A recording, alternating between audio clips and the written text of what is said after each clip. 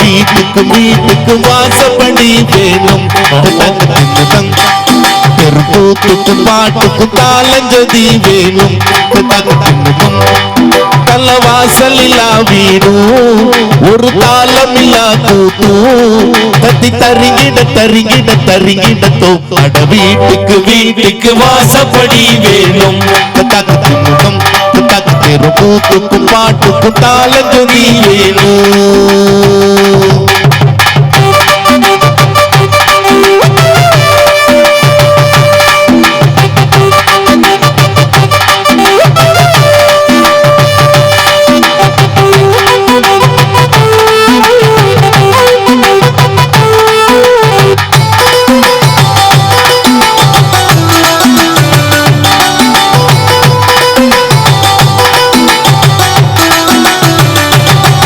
அலையாழ்கடலாடிடும் மட்டும் அந்த முத்தை எடுப்பவன் கஷ்டம் இங்கு யாருக்கும் தெரியாது. உள் மனசுல 1000 பாரம் அது பாட்டினி ஓடிடும் தூரம் இது பலருக்கும் தெரியாது. ஆசையில்லா மனசும் இல்ல, ஆடையில்லா உடலும் இல்ல, ஆணு போல பெண்ணும் இல்ல, பெண்ண போல ஆணும் இல்ல, ஆசையில்லா தேடும் ஒரு தாளம் இல்லா கூத்தும் தரி தருகின்ற தருகின்ற தருகின்ற தோ. அட வீட்டுக்கு வீட்டுக்கு வாசப்படி வேணும், அதம் அதம் அதம் கூத்துக்கு பாட்டுக்கு தாளங்கதி வேணும். எல்லாரும் ஒரு நல்ல ஒரு கைதட்டல் கொடுங்க, பலமான ஒரு கைதட்டல். உண்மையிலுமே எவ்வளவு பெரிய நல்ல கூட்டம். உதிரத்தின் உறவோடு என்னை உறவாட விட்டதாயே, முதிரான முதிராளே முத்தமிழை நான் பேச முன்னின்று காப்பாய் நீயே, நற்றாயே தமிழ் தாயே என் நாவில் வந்து நடம் புரிவாய் நீயே, எங்கேனும் பிழை இருந்தால் நீ பொறுப்பாய் இங்குதாயே, தமிழுக்கும் தமிழர்களுக்கும் என்னுடைய அன்பான வணக்கங்களை உங்கள் பாதங்களில் சமர்ப்பிக்கிறேன். என்ன அழகா கைதட்டல் கொடுக்கிறான் நம்முடைய அற்புதமான பல்லவலயத்துல. நடுவர் அவர்களே, இந்த உலகத்துல எப்படிப்பட்ட மக்கள் இங்க எல்லாருமே பெரும்பாலும் விவசாயத்தோடு தொடர்புடைய மக்கள்னு சொன்னா தம்பி. இந்த மக்கள் குறித்து ஒரே ஒரு வார்த்தை சொல்றேங்க. ஏன் இந்த நாட்டில விவசாயிகள் போற்றத்தக்கவர்கள்னா, உயிர் வாடினால் கூட கவலைப்பட மாட்டார்கள், தான் வளர்த்த பயிர் வாடினால் கண்ணீர் விடக்கூடிய ஒரே இனம் விவசாய இனம் அப்படின்னு சொன்னா அப்படிப்பட்ட பெருமக்கள். நல்ல ஒரு கைதட்டல் கொடுங்க. இதை விட உயர்ந்த இனம் இந்த உலகத்தில் இருக்கா நடுவர் அவர்களை நான் கேட்கிறேன். ஒரு 40 நிமிஷம் சும்மா பட்டைய கிளம்பின கௌதமிக்கு ஒரு நல்ல கைதட்டல் கொடுங்க. இல்லை நான் மறுக்கல, தங்கச்சி தான். ஆனா ஒரே ஒரு வார்த்தை, உங்க பெருமையை சொன்னாங்கல்ல, உங்க பெருமையை சொன்னாங்கல்ல. தேவகோட்டை மகாராஜன்னா யாரு? ஊருக்குள்ள அவருக்கு என்ன? தேவகோட்டை மகாராஜன்னா யாரு? ஊருக்குள்ள அவருக்கு என்ன பேரு? தேவகோட்டை மகாராஜன்னா யாரு? விழாக்குழு கவனத்திற்கு. இது மாதிரி பதறிட்டாங்கன்னா மறுபடியும் சூடா காப்பி கொடுக்கணும்னு அர்த்தம். எனக்கு தெரியும். உண்மையிலுமே நம்ம நடுவரை பத்தி சொல்ற ஒரு கைதட்டல் கொடுத்துருங்க.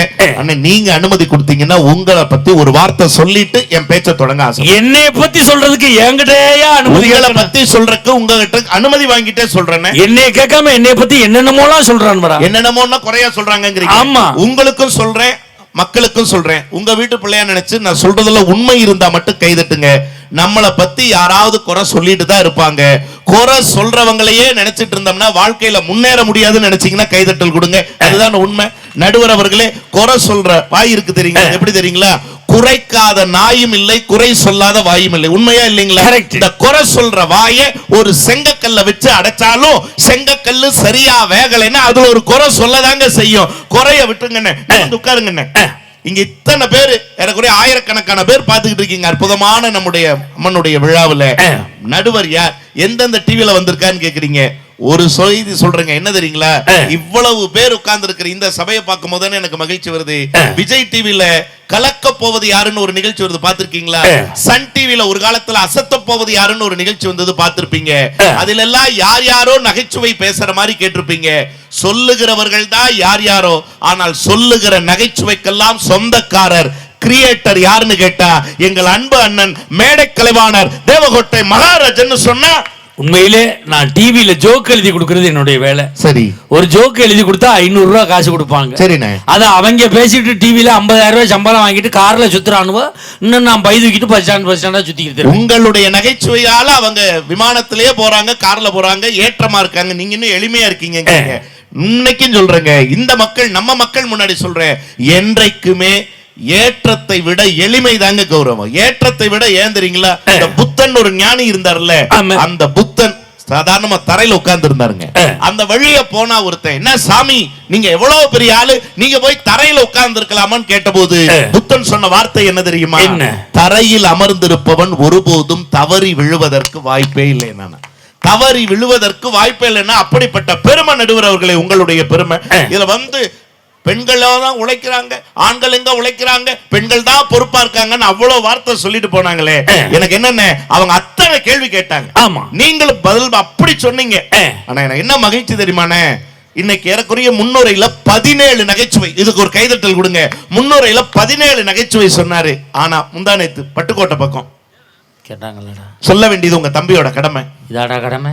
முன்னுரையில கைதட்டல் கொடுங்க சார். 60 நகைச்சுவை சொன்னாரு, இன்னைக்கு 17 நகைச்சுவை தான். அன்னைக்கு 60 நகைச்சுவை சொல்றாரு, முந்தானேத்து ஒரு ஆள் சிரிக்கல சார். இதாடா கேட்டாங்க. இங்க 61வது ஒரு நகைச்சுவை சொன்னார் பாருங்க. பெண்கள் கூட்டத்திலிருந்து ஒரு 4 பெண்கள் நாங்க பாருங்க, வயசான கிழவி ஒண்ணு கூட்டத்துக்கு நடுவில் எந்திரிச்சு சிரிச்ச 4 பெண்களை ஒரு பார்வை, எங்க அண்ணனை ஒரு பார்வை பார்த்துட்டு ஒரே ஒரு வார்த்தை தான் சொல்லிச்சு தாய் கிழவி. என்ன தெரியுங்களா, படிச்ச தம்பி தேவகோட்டையிலிருந்து வந்து பேசுறாரு, உங்களுக்கு எல்லாம் என்னடி சிரிப்பு வேண்டி கிடக்கு, தம்பி நீங்க பேசுங்க, எவ்வளவு சிரிக்காம நான் பாத்துக்கிறேன். ஒத்த கிழவிதான் என் ஜோலியை முடிச்சான்.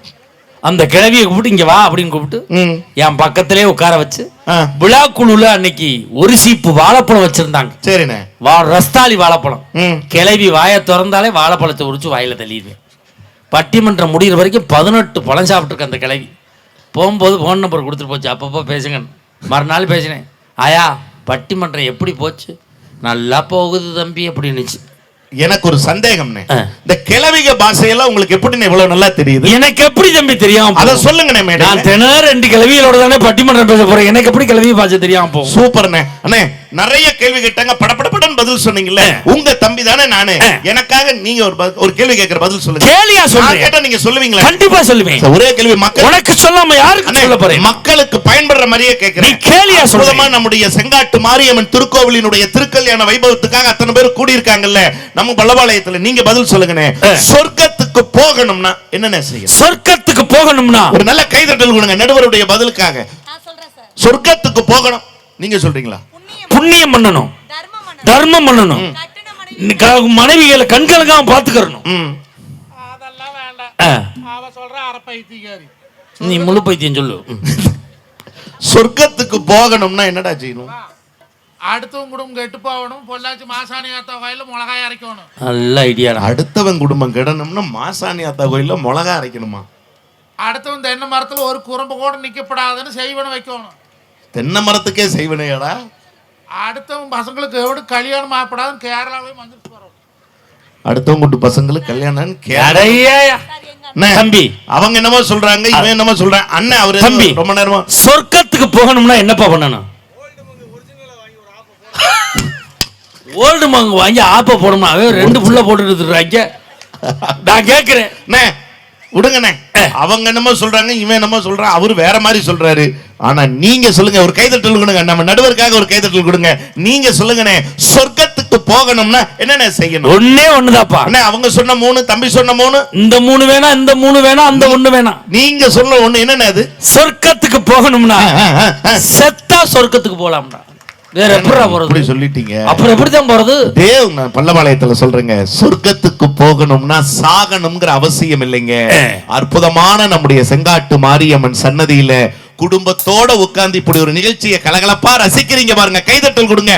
இதுதான் சார் வாழ்க்கையில சொர்க்கம். இதை விட என்னென்ன சொர்க்கம் இருக்கு? இத எங்கள் இசைஞானி இளையராஜா ஒரு பாட்டுல கொடுத்தாருன்னு. ஆஹா ஆஹா.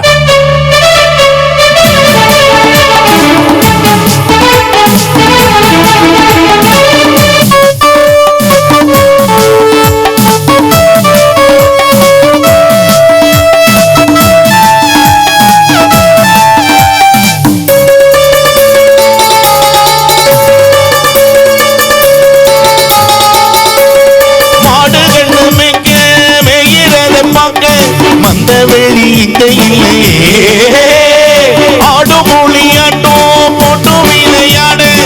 அரசமர மேடையிலேயே காலரெண்டும் பூட்டி கட்ட வண்டி ஓட்டி காணப்பாட வழி இல்லையே. ஓடி வந்து குதிச்சு முங்கி முங்கி குளிச்சு ஆட ஒரு ஓடை இல்லையே. இது ஊரு என்ன ஊரு, நம் ஊரு ரொம்ப மேலே, அது ஓடுது பல காரு பின்னாடம் பாரு, நம் ஊர போல ஊரு மீது சொர்க்கமே என்றாலும் அது பள்ளவாளையம் போல வருமா? அட என் நாடு என்றாலும் அது தமிழ்நாட்டு கீழாகுமா?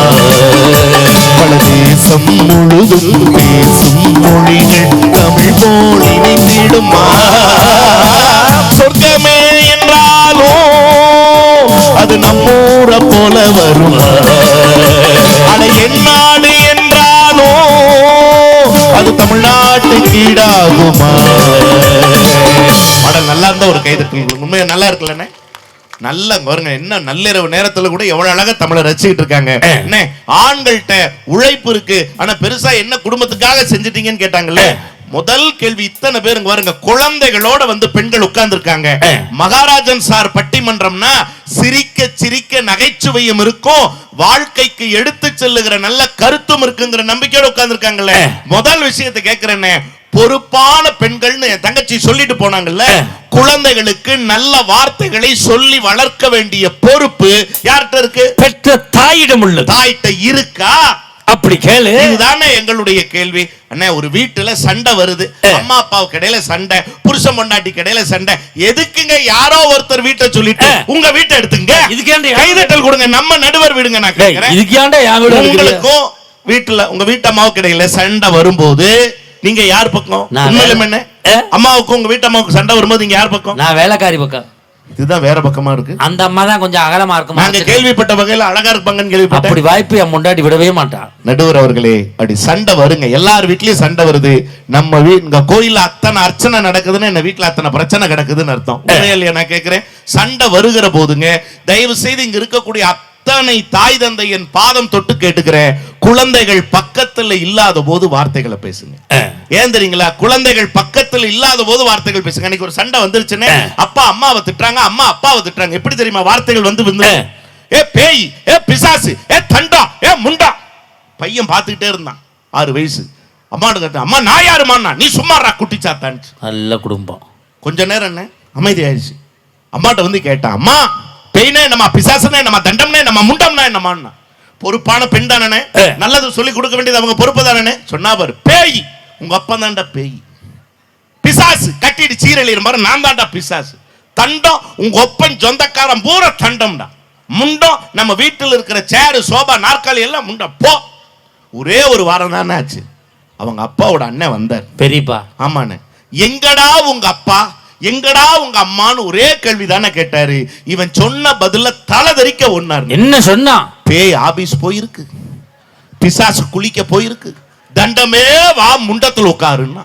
பெரியப்பா என்ன ஆனா? இனி ஒரு ஜென்மத்துக்கு உங்க வீட்டு பக்கமே வரமாட்டேன்னு ஒரு கைதட்டல் கொடுங்க சார். என்ன சார் பெரிய பொறுப்பு இருக்கு அவங்கள்ட்ட. நான் கேக்குறேனே, அதனால பசங்கன்னு ஒரு படம், நம்முடைய அற்புதமான நடிகர் சூர்யா அவர்கள் நடிச்ச அந்த படத்துல ஒரு டைலாக் வரும், சூர்யா பேசுற மாதிரி. என்ன தெரியுங்களா? குழந்தைகள் ஒருபோதும் கெட்ட வார்த்தைகள் பேசுவதில்லை, அவர்கள் கேட்ட வார்த்தைகளை தான் பேசுகிறார்கள் அப்படின்னு சொன்னா, அப்படி கேட்கக்கூடிய வார்த்தைகளை நல்ல வார்த்தைகளா பயன்படுத்த வேண்டிய பொறுப்பு தாயிட்ட இருக்கானே. அப்படி இல்லையே. அந்த காலத்துல புலமை பித்தன் என்ன அழகான பாட்டு கொடுத்தாரு, எந்த குழந்தையும் நல்ல குழந்தைதான் மண்ணில் பிறக்கையிலே அவன் நல்லவனாவதும் நாசவனாவதும் அன்னை வளர்ப்பினிலே, அன்னை வளர்ப்பினிலே நானாரோ என்று தாலாட்ட இன்னும் யார் யாரோ வந்து பாட்டு. கேக்குறேன், எத்தனை நாடுகள் போயிருக்கீங்க? உண்மையிலே நான் 5 வெளிநாடுகள் போயிருக்கிறேன். ஒரு கைதட்டல் கொடுங்க சார். நம்ம நடுவர் நம்ம மண்ணுக்கு வந்திருக்கிறவர் 5 வெளிநாடுகள். ரொம்ப மகிழ்ச்சி. நான் 5 வெளிநாடு போயிருக்கேன். என்னோடு பேசக்கூடிய இந்த அம்மாவும் அந்த பையனும் 7 வெளிநாடுகள் போயிருக்காங்க. நடுவரே 5 நாடுகள் தான். அணியில பேசுற அம்மாவும் வாசிக்கக்கூடிய அண்ணனும் உங்களை விட 2 நாடுகள் கூடுதலா போயிருக்காங்க. என்னை விட 2 நாடு. எந்த 2 நாடுகள் கூடுதலா போயிருக்காங்க? ராம் நாடு, ஒரத்த நாடு. ரெண்டுமே தமிழ்நாடு. 2 பேர்ட்டையும் பாஸ்போர்ட்டே இல்லை, எங்கிட்டு போறது? கைதட்டினீங்க. சென்ற வருடம் இதே நாள் எங்கள் குழு மலேசியா நாட்டுக்கு போனோம் சார். பட்டிமன்றத்துக்காக போனோம். நம்முடைய அன்பான உறவுகளின் அழைப்புல போனோம். அந்த நிகழ்ச்சியை சிறப்பா பண்ணி கொடுத்த இதே மாதிரி முடிச்சுட்டு இந்த மேடை அளவுக்குங்க சாப்பாட்டு மேஜை இருந்துச்சு. இந்த மேடை அளவுக்கு சாப்பாட்டு மேஜை சத்தியமான உண்மைங்க. வகை வகையான உணவு வச்சிருந்தாங்க. இந்த சைனீஸ் சார், இது Korea sir, Japan food sir, அது பல வகை வச்சிருந்தாங்க.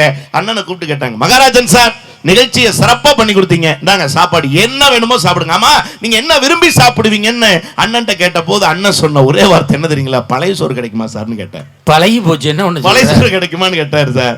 ஆனா எங்களுக்கு எல்லாம் ஆச்சரியமா இருந்தது. எவ்வளவு உயரத்துக்கு போனாலும் தன்னுடைய எளிமையை விடாதவருக்கு ஒரு கைதட்டல் கொடுங்க.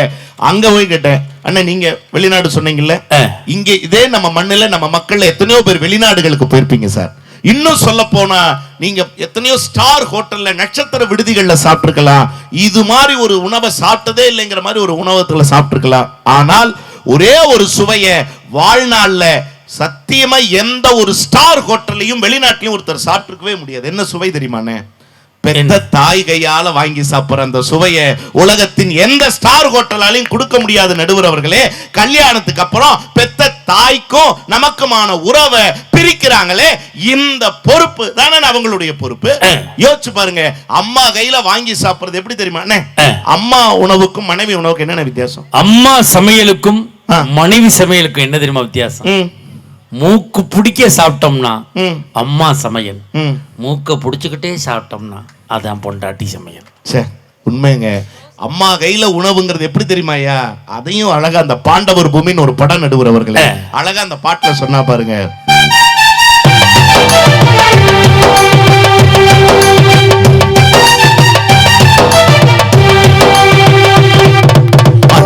கூட்டிய பிடி சோற்றில் ஆயில் முழுக்க பசி மறந்தோம். ஒற்றை கண்ணில் அடிபட்டால் 10 கண்ணிலும் வழி கண்டோம். பள்ளிக்கூடம் வந்ததில்லை, பாசம் என்னும் நூலொன்றை வேதங்கள் 4ம் சொன்னதில்லை. எங்கள் கதை போல் வேறொன்றை கண்களும் அழுதிட பழகவில்லை. கவலைகள் இதுவரை முளைத்ததில்லை. கருப்பா சிவப்பா தெரிந்ததில்லை. காரணம் எதுவென புரிந்ததில்லை. சேகரித்து வைத்ததற்கு தேவை என எதுவும் இல்லை. இறைவனுக்கும் இவர்களுக்கும் இடைவெளிகள் இருந்ததில்லை. நிலவுகள் கூடி பூமியில் வாழ்ந்தது அது ஒரு பொற்காலம். அவரவர் வாழ்க்கையில் 1000 மாற்றங்கள். நினைந்திட நினைந்திட திரும்பிடும் திரும்பிடும் ஏற்றங்கள். அது ஒரு அழகிய நிலா காலம், கனவினில் அடிக்கடி உலா போகும். அது ஒரு அழகிய நிலா காலம், கனவினில் அடிக்கடி உலா போகும். நிலவுகள் கூடி பூமியில் வாழ்ந்தது அது ஒரு பொற்காலம். அவரவர் வாழ்க்கையில் 1000 மாற்றங்கள். நினைந்திட நினைந்திட திரும்பிடும் திரும்பிடும் ஏற்றங்கள்.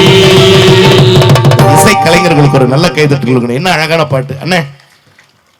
ஏதோ நடுவரா இருக்காங்க அப்படின்னு கவியரசர் கண்ணதாசனை பத்தி எல்லாம் சொன்னாங்க. எனக்கு உண்மையிலுமே நண்பன் தானே ஞாபகத்துக்கு வர்றார். கவியரசர் கண்ணதாசனுக்கு வாய்த்த மனைவி காது கேட்க இயலாதவர்கள். அந்த மனைவியோடு 25 ஆண்டு காலம் அந்த மனுஷன் வாழ்ந்தார். பொன்னம்மாள்னு பேர் அந்த அம்மாவுக்கு.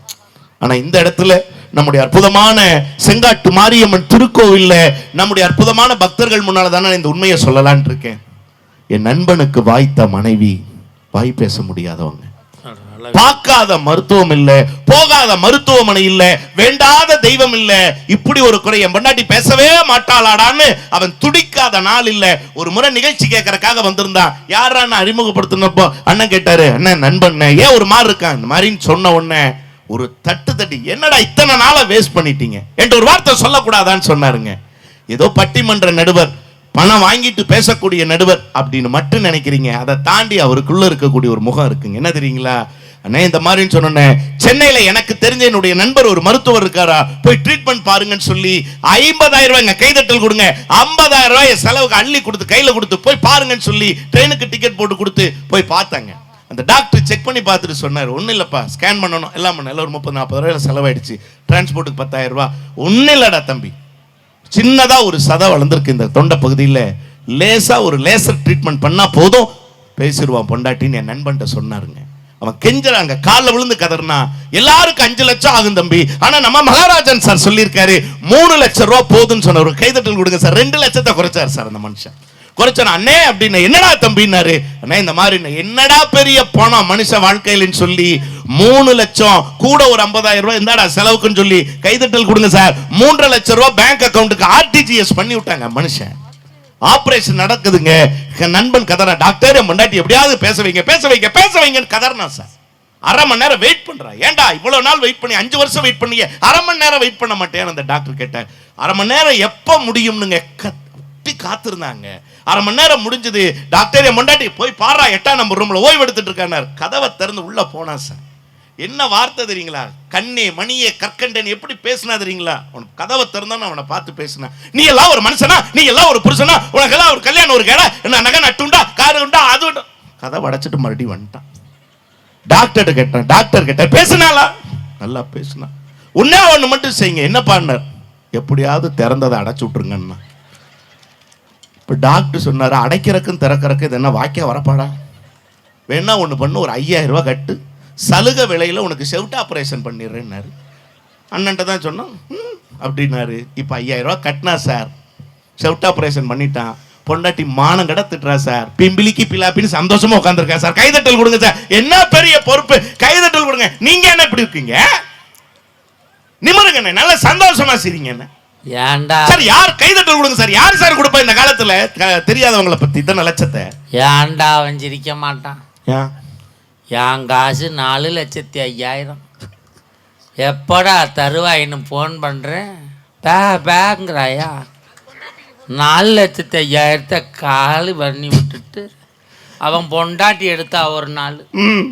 உனக்குத்தான் ஆப்ரேஷனுக்கு வாங்கினேன். அறா நீ மானக்கேடா பேசுறாடா, எனக்கு தேவையாடா?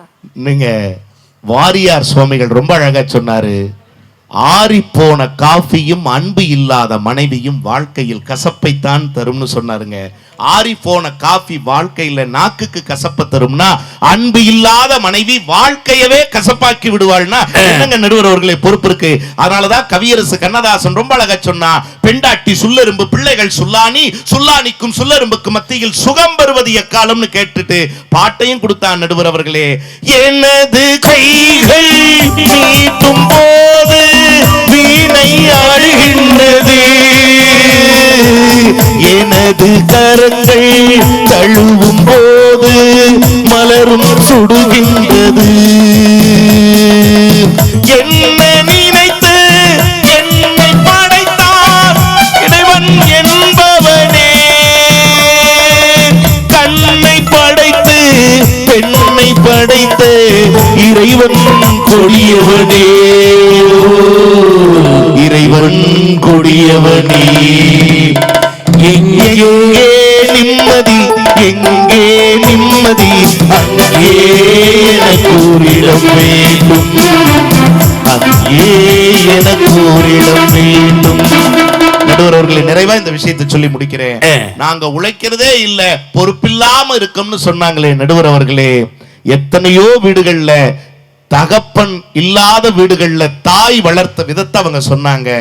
ஆனா ஒரு 30 வயது 35 வயதிலேயே மனைவியை ஏதாவது ஒரு சூழ்நிலையில ஒரு கணவன் இழந்திருப்பாங்க. ஆனா தன்னுடைய மகனுக்கோ மகளுக்கோ சித்தியாக வரக்கூடிய ஒரு பெண்ணினால் அன்புக்கு பதிலாக வேற விதமான உணர்வு கிடைத்துவிடக் கூடாது என்பதற்காக மிச்சமுள்ள நாட்களை எல்லாம் தனிமரமாகவே கழிக்கிறேன். எத்தனையோ ஆண் மக்களுக்கு ஒரு கைதட்டல் கொடுங்க. இருக்காங்களா இல்லையா நடுவர் அவர்களே?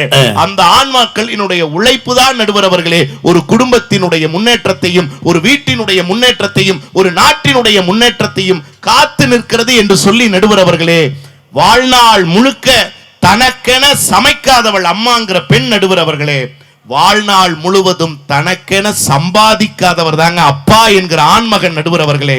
வீட்டுல புருஷன் திட்டா கண்ணை கசக்கிட்டு அம்மா வீட்டுக்கு போறாங்கல்ல, புருஷன் திட்டாருன்னு கண்ணை கசக்கிட்டு போறீங்களே, ஆனா வேலை பார்க்கிற இடத்துல, தொழில் செய்யற இடத்துல கண்டவன் திட்டுனாலும் பொறுத்துக்கிட்டு சகிச்சுக்கிட்டு ஒரு ஆம்பளை இருக்கான் தெரியுங்களா? என்ன காரணம் தெரியுங்களா?